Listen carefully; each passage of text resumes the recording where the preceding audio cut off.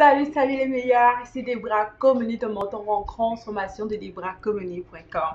J'espère que tu es super excité car je te dis quelque chose qui va vraiment changer ta vie parce que c'est exactement la chose qui a vraiment changé ma propre vie. Je me souviens encore la première fois quand j'ai réellement entendu que j'étais appelée de Dieu pour faire le ministère et faire plein d'autres choses extraordinaires. Et j'avais vraiment peur. Tu sais, c'est comme quand tu es en train de faire ton travail de chaque jour.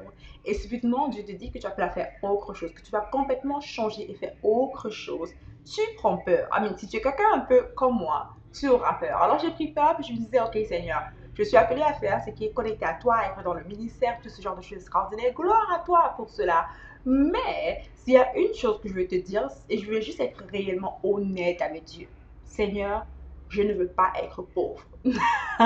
Pourquoi en fait? Parce que j'avais une sorte de mentalité et je croyais que les gens qui étaient dans le ministère, qui aidaient le Seigneur, qui faisaient des choses extraordinaires, qui parlaient de Jésus, étaient supposés être pauvres. C'était ça qui était dans ma tête comme mentalité. Et j'ai dit au Seigneur, Seigneur, je ne veux pas être pauvre. Quand ça ne me dérange pas de faire ce que tu m'appelais de faire, mais je ne veux pas être pauvre. Et là, je vais juste m'arrêter pour qu'on parle un peu de toi. Peut-être que tu t'appelles à quitter cet emploi, à finalement écrire ce livre et impacter la vie de d'autres personnes. Mais toi, tu as peur parce que quelque part, tu crois que tu vas être pauvre si tu le fais. Tu te dis, ok Seigneur, si je démissionne de ce travail, qu'est-ce qui me garantit que je vais pouvoir faire de l'argent, ce que tu me dis de faire? Peut-être que Dieu t'a donné une idée depuis longtemps de lancer telle entreprise ou bien une idée créative en tout cas, et depuis tu procrastines pour ne pas faire cela. La vérité, c'est peut-être parce que tu crois que tu risques d'être pauvre si tu fais cela, parce que tu as peur que tu ne seras pas capable ni en mesure de générer plus de revenus si tu fais ce que tu crois avoir entendu Dieu te dire de faire. Alors, moi, je dis clairement, Seigneur, Papa, bon Dieu, je veux bien faire ce que tu me dis de faire, mais je ne veux pas être pauvre. Comme la pauvreté, c'est comme, à ma guess, c'est ok, bye la pauvreté. Je suis vraiment contre la pauvreté. Alors, le Seigneur m'a fait comprendre ceci, et c'est cela qui m'a vraiment surpris.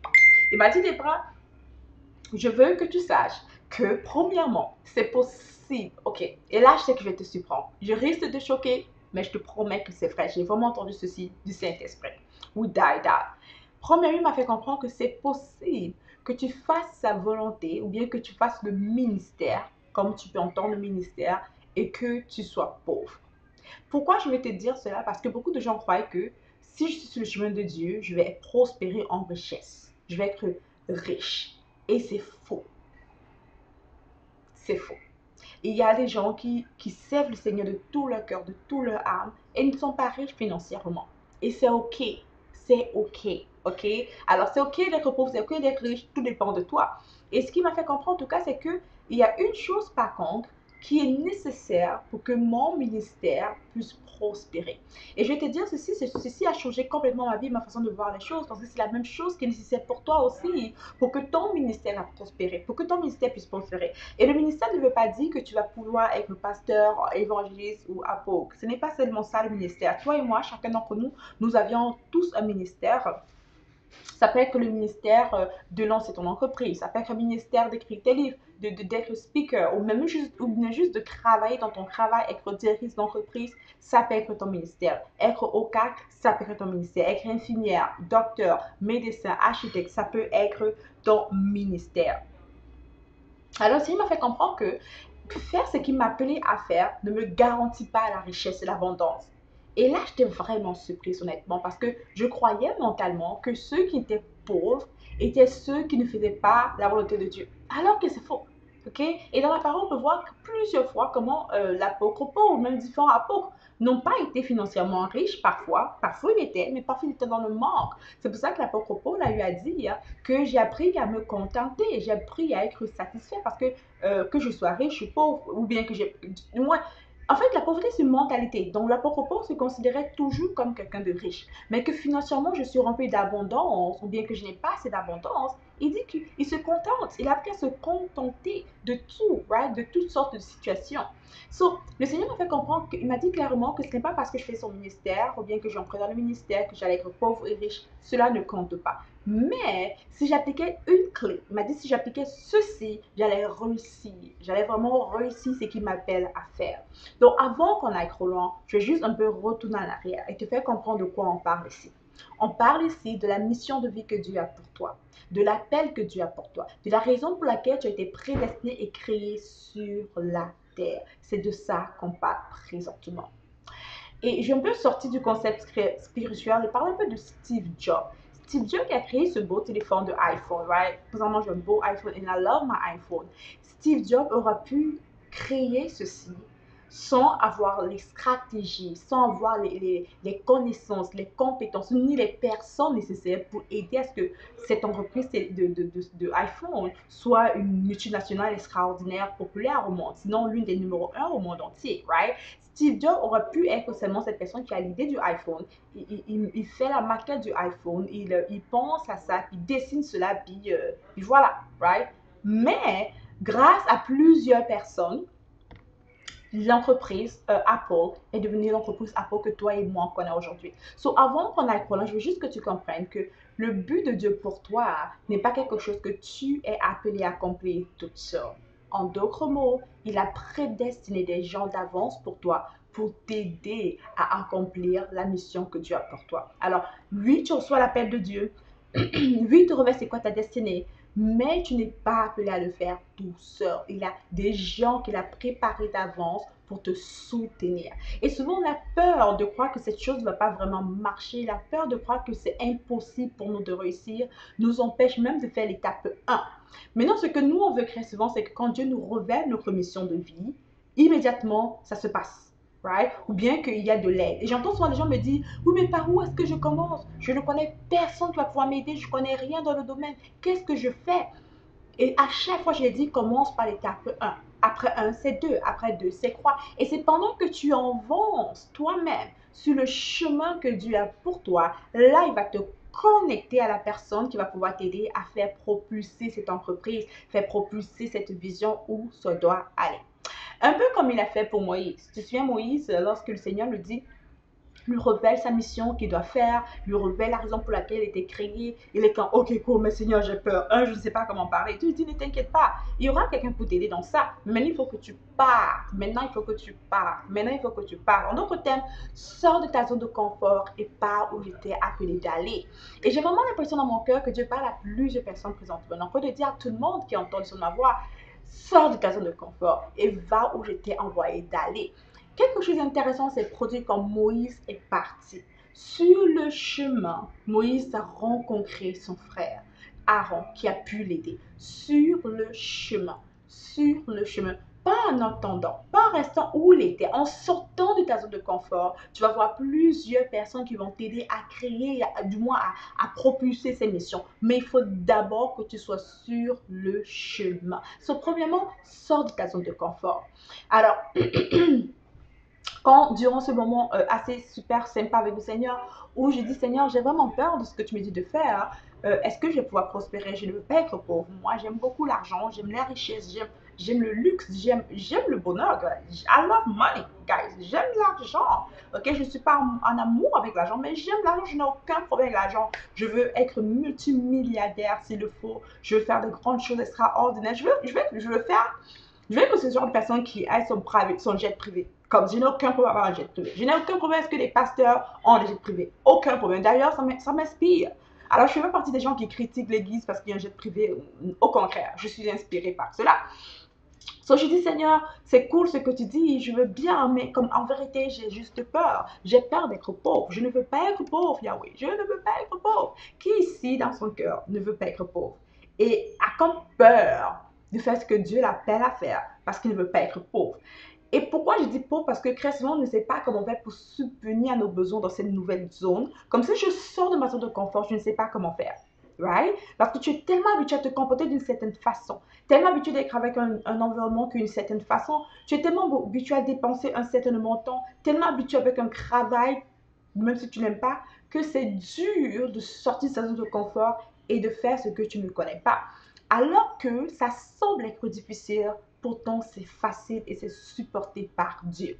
Bref, quand j'ai dit au Seigneur, Seigneur, je ne veux pas être pauvre, le Seigneur m'a révélé quelque chose d'extraordinaire. Il m'a dit, Débra, tu peux être pauvre ou riche. Premièrement, il m'a dit ceci qui m'a beaucoup choqué. Il m'a dit, la pauvreté ou la richesse dépend de toi. Facile, je l'ai rephrasé. Mais en d'autres termes, il me fait comprendre qu'il nous a tous créés avec une intention de nous faire prospérer. Il nous a tous créés avec une intention qu'on vive dans l'abondance et même la surabondance. C'est pour ça qu'il y a des paroles et des promesses extraordinaires dans la parole qui, toi et moi, sont là pour nous aider à comprendre que Dieu nous appelle à prospérer. Il ne nous a pas créés pour qu'on soit dans le manque. D'ailleurs, il dit qu'il est notre source, right? Et il faut juste qu'on vienne à la source, puis on reçoit ce qu'on a besoin de recevoir. Jésus nous dit, ne t'inquiète de rien, ne t'inquiète pas de ce que tu as mangé, de tes dépenses, ne t'inquiète de rien. Je vais prendre soin de toi, right? Repose-toi sur Dieu. Alors, il m'a fait comprendre tout simplement que la richesse dans l'abondance dépendait beaucoup plus de moi que de lui. Parce que lui, il a déjà tout prédestiné pour moi. Que je sois riche ou pauvre, ça dépend de moi. Et je sais que ça va choquer quelqu'un. Parce que tu te dis peut-être, mais pourquoi je ne suis pas riche si ça dépend de moi? Parce que je veux être riche. Pourquoi, et bien sûr, je suis riche, je dis juste la personne qui se pose cette question. Pourquoi est-ce que je n'ai pas autant de richesse si ça dépend vraiment de moi, si ça ne dépend pas de Dieu? Toi, tu es là depuis, tu attends après Dieu, tu attends que Dieu ouvre la porte, tu attends que Dieu fasse la chose, tu attends que Dieu crée un événement. Puis Dieu est comme, non, ça dépend de toi, j'attends après toi, hein. Comme j'ai tout mis en toi. C'est comme, imagine ça, que quand j'étais beaucoup plus jeune, chaque été, ma mère nous ramenait au village, dans notre village natal. Et on passait beaucoup de temps au village chaque été, la plupart des étés en tout cas, parce que ma mère voulait principalement qu'on apprenne la langue, notre dialecte. De plus, c'est vrai qu'on se connecte à notre culture et tout le reste. Alors, je passais du temps durant l'été au village et je regardais les champs et tout le reste. Alors, on avait l'opportunité d'arriver une saison où il fallait s'aimer des maïs. Et quand des maïs faisaient arachides, très souvent les maïs, et quand on partait, c'était comme la saison de récolte, si je ne me trompe pas. So, j'avais comme mon petit bout de champ que ma grand-mère, mon arrière-grand-mère m'avait donné, ma soeur jumelle et moi. Et le bout de chaque personne dans ma famille avait comme son petit bout de champ, right? Et j'étais très jeune, j'avais peut-être, je ne sais plus quel âge, entre maximum 8 ans, si je ne suis pas sûre de quel âge en tout cas j'avais. Et ma grand-mère nous donnait la responsabilité de s'aimer nos propres graines et d'arroser nos propres graines et voir comment notre bout de champ grandit et tout le reste. C'était super. Bref, ce que j'ai remarqué, c'est que dans la petite sémence, dans la petite graine de maïs, il y avait déjà l'arbre de maïs, il y avait déjà l'épi de maïs. Dans la graine de maïs, il y avait déjà l'épi de maïs. La preuve, il fallait juste que je plante la graine de maïs dans la terre et m'assurer que c'est une bonne terre fertile, arroser de temps en temps et la laisser voir grandir. En d'autres mots, ce que je sais de te dire, c'est qu'en toi, Dieu a déjà mis dans la graine de maïs, il y a déjà l'épine. En toi, Dieu a déjà mis ton futur. Ton futur n'est pas quelque chose que Dieu doit créer, il a déjà créé, il a déjà prédestiné, il a déjà préparé ça d'avance. Ton futur n'est pas quelque chose que Dieu doit créer. Ton futur n'est pas quelque chose que Dieu doit réarranger. Parce qu'il dit, j'ai créé d'avance des œuvres pour toi, afin que tu puisses marcher sur elles. En d'autres mots, avant que tu sois né, Dieu a créé d'avance des œuvres pour toi, pour que tu puisses marcher sur elles. Je vais répéter ça. Avant que tu sois né, Dieu a créé d'avance pour toi des œuvres pour que tu puisses marcher sur elles. Therefore, c'est comme un grain de maïs. Dans la graine, il y a déjà l'épine. En d'autres mots, en toi, il y a déjà ton futur. Mais maintenant, écoute bien ceci.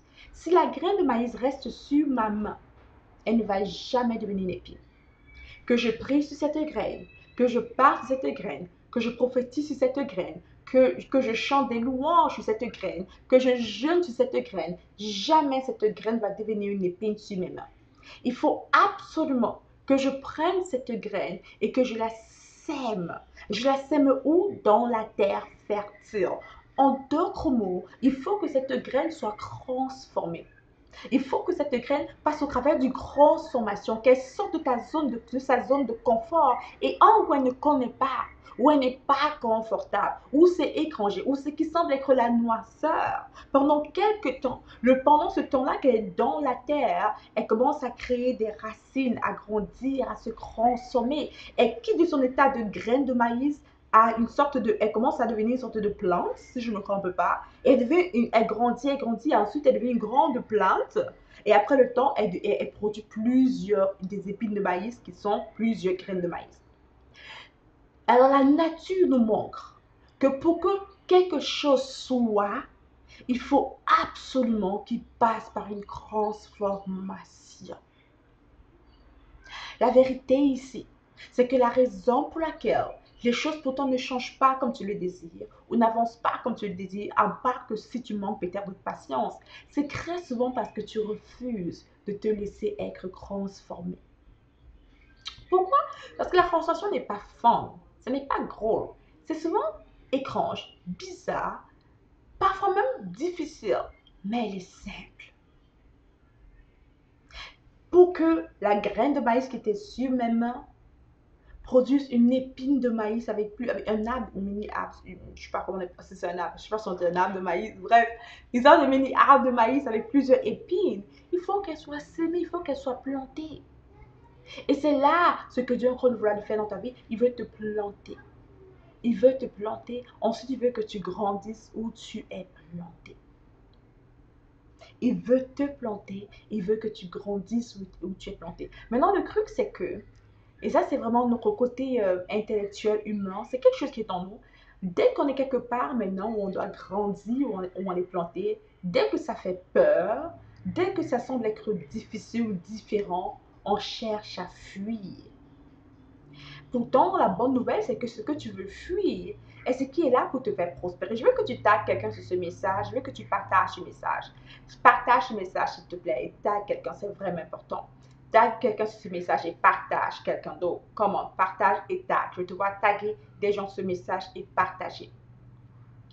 Ce qui est là pour te faire prospérer, pour te faire grandir, c'est souvent ça que tu fuis. Parce que tu n'es pas confortable.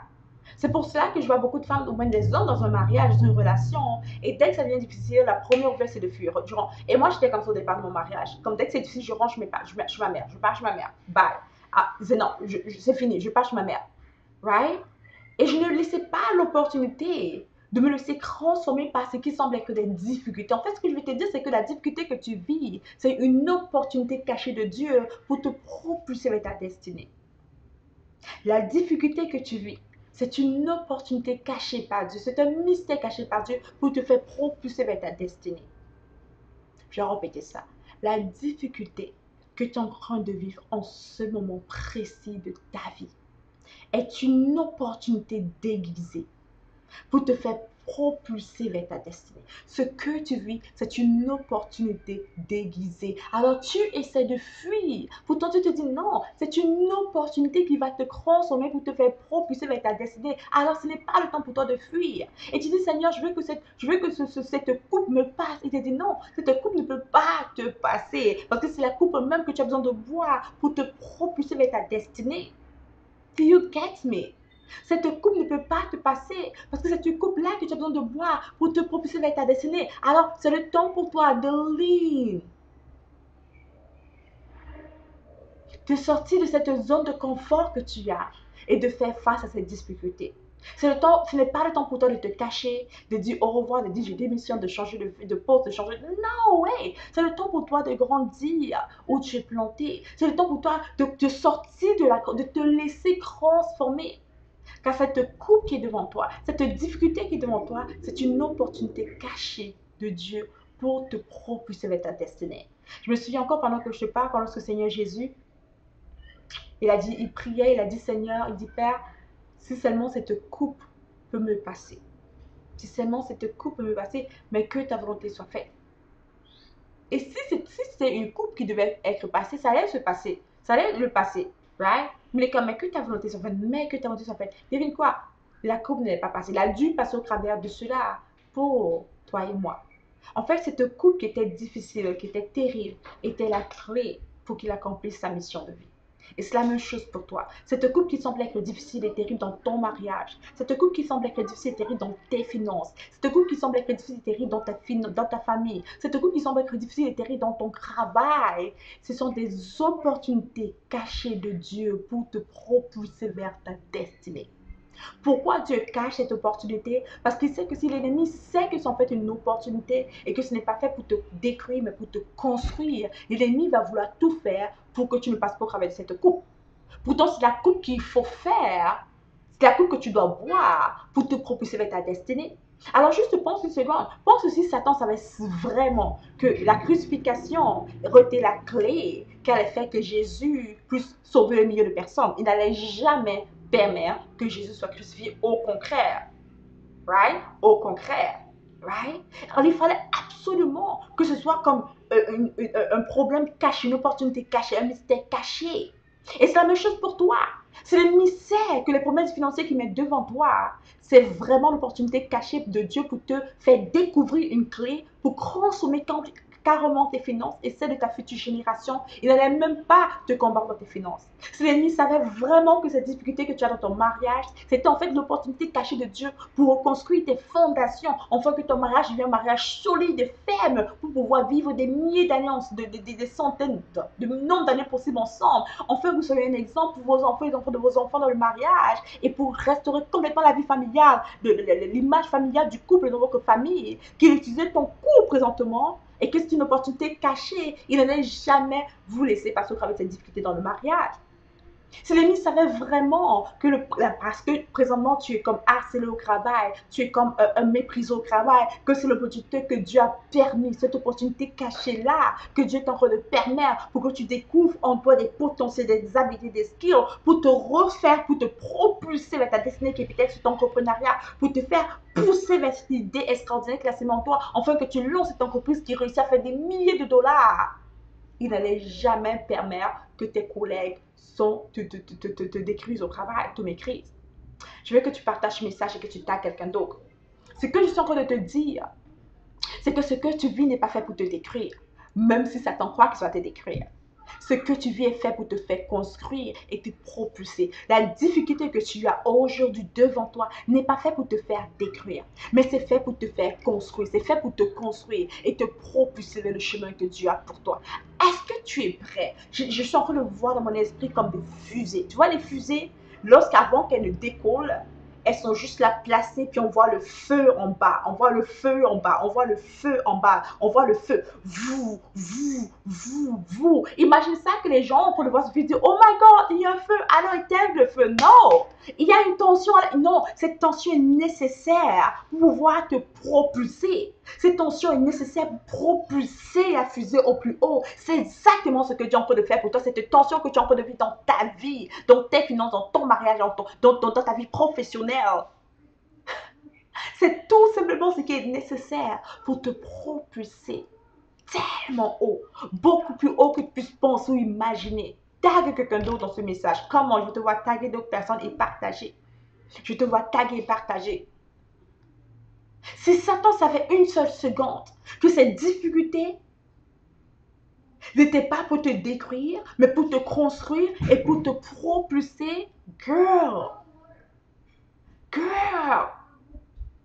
cette situation a une mission principale, te construire et te propulser. Dis avec moi, c'est pour me construire et me propulser. Cette mission cette difficulté a une mission principale dans ta vie. Te construire et te propulser. Le résultat de ce problème a une mission ultime, te construire et te propulser. Ce que tu vis présentement dans tes finances a une mission ultime, te construire et te propulser. Ce que tu vis présentement dans ton mariage a une mission ultime, te construire et te propulser. Si seulement Satan savait que les problèmes qu'il m'a permis d'avoir lors du début de mon mariage, il a manipulé mon mari et moi pour qu'on puisse vouloir divorcer après 1 an d'être mariés. S'il savait que c'était l'opportunité que Dieu allait utiliser pour briser nos mauvaises fondations, pour restaurer, construire nos bonnes fondations, nous enraciner dans la parole, pour que lui et moi, on puisse grandir des dizaines, des centaines des années ensemble dans un couple harmonieux, heureux, il n'aurait jamais permis la confusion. Satan ne savait pas ça. À cause de cette épreuve, mon mari et moi, aujourd'hui, depuis des années, on vit un mariage idéal. Si Satan savait seulement que la difficulté qu'il a mis dans mon travail, lorsque je travaillais dans une grande compagnie américaine, qui me rendait presque dépressive dans ce lieu de travail. Si savait seulement que ça allait me reconduire, que Dieu a utilisé cette opportunité pour me repousser de l'autre côté, me faire penser, réfléchir et me repousser vers le plan de Dieu, afin que je puisse lancer mon entreprise, le groupe Transforme, afin que je puisse impacter la vie de centaines de milliers de personnes, afin que je puisse lancer des programmes de coaching et générer comme revenu mon mon ancien salaire de haut cadre, annuel, de manière mensuelle. Il n'allait jamais permis que je passe à travers cette difficulté. Mais devine quoi? Toutes ces difficultés étaient orchestrées par Dieu, étaient permis par Dieu. Dieu regardait ça, puis il est comme, I got you, girl. Ne t'inquiète pas, I got it, I feel you, I got it. Satan ne savait pas que cette coupe, qui semblait être une coupe de sang, était une coupe de sanctification. Satan ne savait pas que cette coupe, qui semblait être la coupe qui allait me détruire, était la coupe qui allait me construire et me propulser. Je suis là pour te dire, girl, que ce plan que Dieu a pour toi, cette difficulté que tu sembles voir devant toi, a une seule mission. Une seule, te construire et te propulser. Alors maintenant, lorsque tu penses à ce problème, à cette difficulté, je veux que tu souris. Et tu te dis, Satan, tu n'as aucune idée, mais tu es juste en train de me construire et me propulser. Tu n'as aucune idée, mais tu es utilisé par Dieu pour me construire et me propulser. Je veux que pendant quelques instants, quand cette situation vient vers toi, habituellement, ça te fait avoir la douleur dans le cœur, ça te fait pleurer, ça te fait te lamenter. Je veux que tu te rappelles cette parole, s'il te plaît. Que la vraie mission cachée de cette opportunité, de cette difficulté en fait, qui est cachée, c'est une opportunité cachée en fait. La vraie mission est de te construire et de te propulser. La seule réelle mission de cette difficulté qui te fait trembler, qui te donne la douleur dans le cœur, que lorsque tout le monde dort, tu veux juste pleurer. La vraie mission de cette situation, même que lorsque tu veux prier, tu ne sais même pas par où prier. La vraie mission de ça, c'est de te construire et de te propulser. Ce n'est pas là pour te détruire. Non, c'est pour te construire et te propulser. Dis avec moi, c'est pour me construire et me propulser. Dis avec moi encore, c'est pour me construire et me propulser. Dis avec moi encore, c'est pour me construire et me propulser. Dis-le avec moi encore, c'est pour me construire et me propulser. Dis-le avec moi encore, c'est pour me construire et me propulser. Dis-le avec moi encore, c'est pour me construire et me propulser. Cette difficulté, cette douleur a une seule mission: me construire et me propulser. Elle n'est pas là pour me détruire. Elle ne peut pas me détruire, même si elle veut. Est-ce que tu sais pourquoi elle ne peut pas te détruire, même si ça veut te détruire? Parce que Dieu dit, j'ai des bons plans pour toi. Des plans pour te prospérer, pour te donner un futur et de l'espérance. Des bons plans pour toi.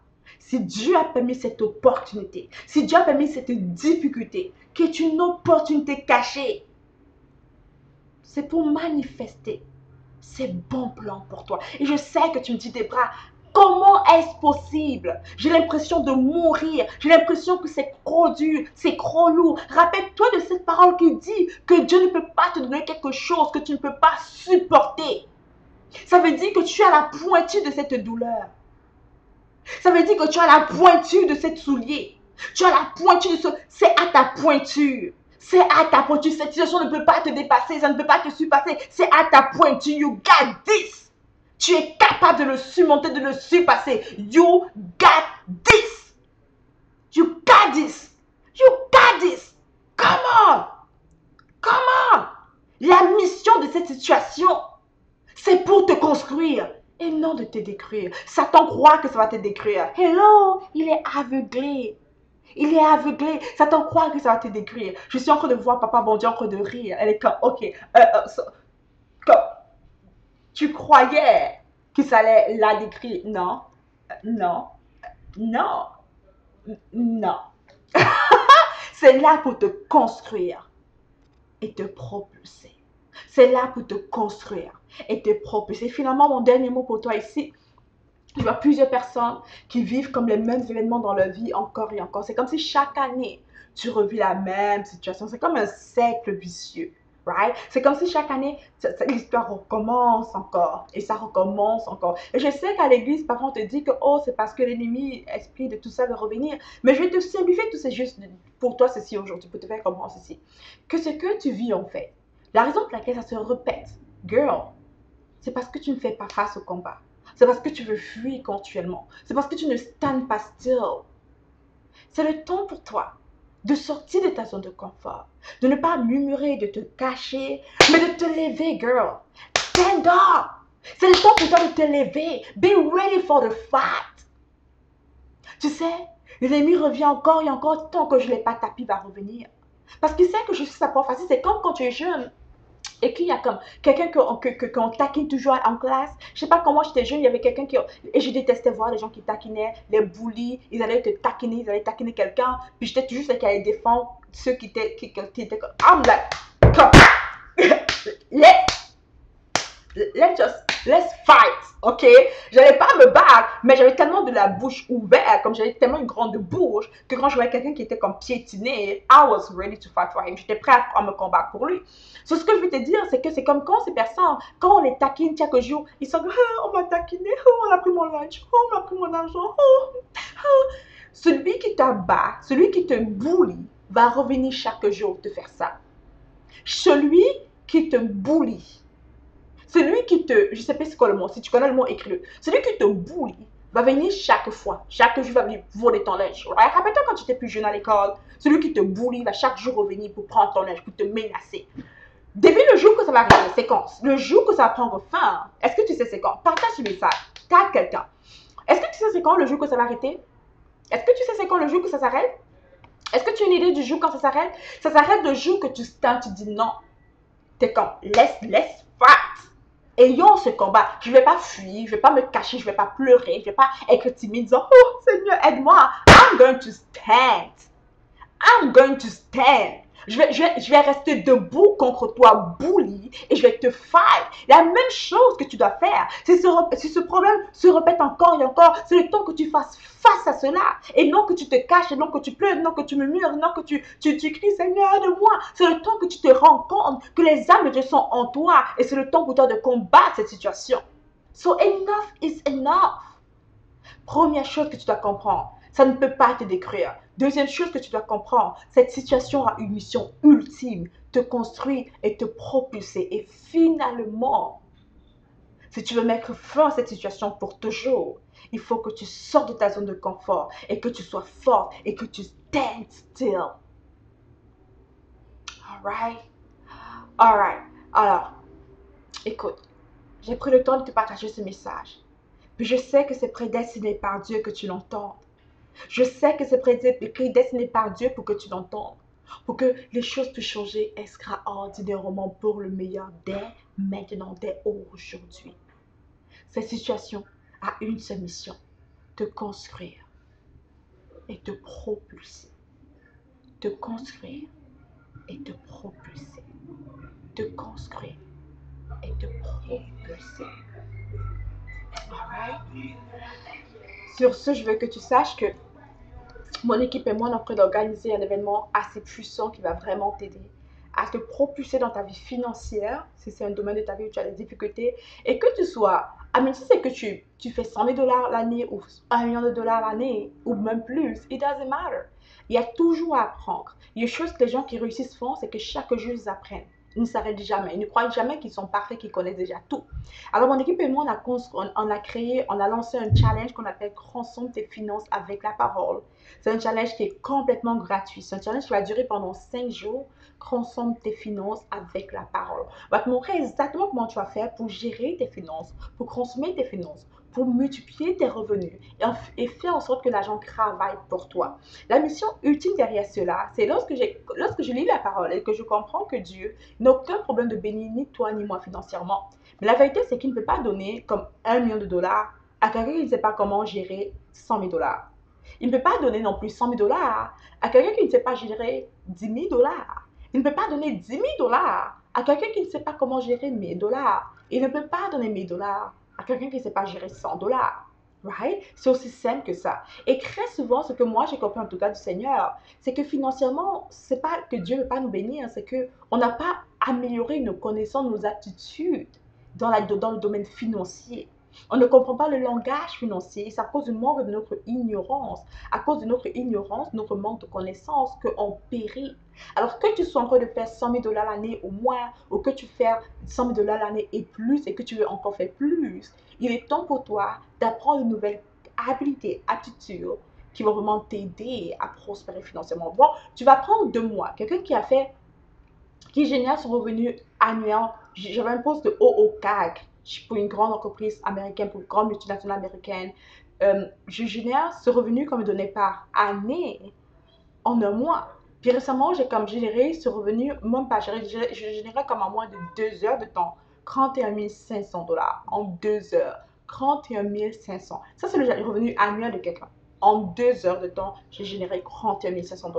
Right? Parce qu'il y a comme cette grâce de Dieu qui m'a permis de connaître les principes divins financiers. Et j'ai créé un challenge qui est complètement gratuit où je te montre exactement comment je te transmets la connaissance que j'ai. Comment tu peux faire pour consommer tes finances à la parole? C'est gratuit. Tu n'as rien à payer. C'est gratuit. Maintenant, ce que tu veux faire immédiatement, c'est que tu veux t'inscrire pour ce challenge et le lien va se trouver sur la barre de description ou dans le chat.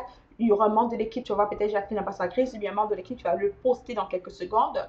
Tu vas juste cliquer sur ce lien, t'enregistrer pour le challenge qui va commencer dans quelques jours d'ailleurs, ok? Dans quelques jours, juste dans quelques jours, dans très peu de jours, on va commencer le challenge Consomme tes finances et la parole et tu ne veux pas manquer cela, car ça va tout changer pour toi. Quelqu'un est venu vers moi m'a dit, Debra, c'est fou ce challenge, ce qui s'est passé pour moi. C'est que en quelques jours, j'ai comme multiplié, non, elle m'a dit, Debra, j'ai triplé mes revenus depuis le challenge. Elle dit, j'ai triplé, elle dit, ce que je faisais par mois, je le fais fois 3 maintenant. Est-ce que tu aimerais que ça t'arrive? Ah, mais commence avec juste un challenge qui était complètement gratuit en passant. Right? Et quelqu'un d'autre m'a dit, Debra, moi, dès le challenge, ce qui s'est passé pour moi, c'est que j'ai fait 12 fois, j'avais comme un montant d'argent que j'ai multiplié fois 12. Parce que je te montre exactement comment faire pour multiplier tes revenus. Enfin, que ton salaire, tes revenus, ce que tu reçois dans ton entreprise, devient 1000 fois plus encore. Parce que 1000 fois, c'est exagéré, mais beaucoup plus encore parce que tu comprends les principes divins et comment les appliquer dans ta vie. Right? So, tu vas juste cliquer sur le lien que tu vas voir dans le chat pour t'inscrire dans ce challenge complètement gratuit. Ok? Je vais te montrer ce que je connais, ce qui va vraiment t'aider à consommer tes finances. Et tu n'auras plus jamais à dire je n'ai pas assez ou bien même avoir peur de l'investir en toi. Il y a une autre personne qui m'a dit, Debra, il y a quelque chose qui m'est arrivé, puis son témoignage m'a beaucoup touchée. Elle m'a dit, Debra, je suis une mère célibataire, j'ai 5 enfants. Puis elle me dit, auparavant, quand j'allais à la caisse, lorsque je faisais l'épicerie, j'avais comme un battement de cœur. Je sais pas si c'était déjà, moi ça m'est déjà arrivé, guys. Ça m'est déjà arrivé que tu vas à l'épicerie, tu as un battement de cœur parce que tu es comme, ok, j'espère que ça va passer. Ok. Ça me dit des bras, j'avais toujours ce battement de cœur dans mon cœur à chaque fois que j'allais à l'épicerie. J'étais juste comme, oh my god, j'espère que ça va passer, j'espère que ça va passer. Elle dit, mais non, plus jamais. Elle dit, je suis tellement confiante parce que, tu sais, ce qui est dans mon compte bancaire est tellement au-delà de ce que j'achète que c'est même pas de me procéder. Je suis tellement heureuse quand je vais à l'épicerie. Juste le fait de passer ma carte et comme, ok, bye, ok, bye. Ça change, elle me dit, ça a changé complètement ma vie, comment je me sens financièrement. J'ai tellement une éducation extraordinaire financière au travers de ce challenge. Bref, ça a vraiment aidé la vie de plusieurs personnes. Donc, il faut absolument que tu t'inscrives. Maintenant, inscris-toi à ce challenge gratuit.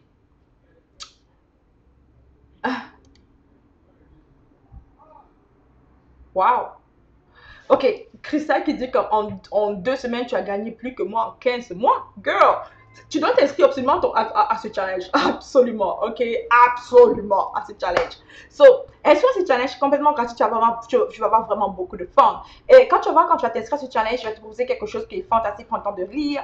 Et j'espère que ça va vraiment t'amuser. Ok, so, j'espère avoir été une aide extraordinaire pour toi. Si ce soit béni, prends soin de toi. Je te dis à la prochaine. Inscris au challenge, ok? Bye bye.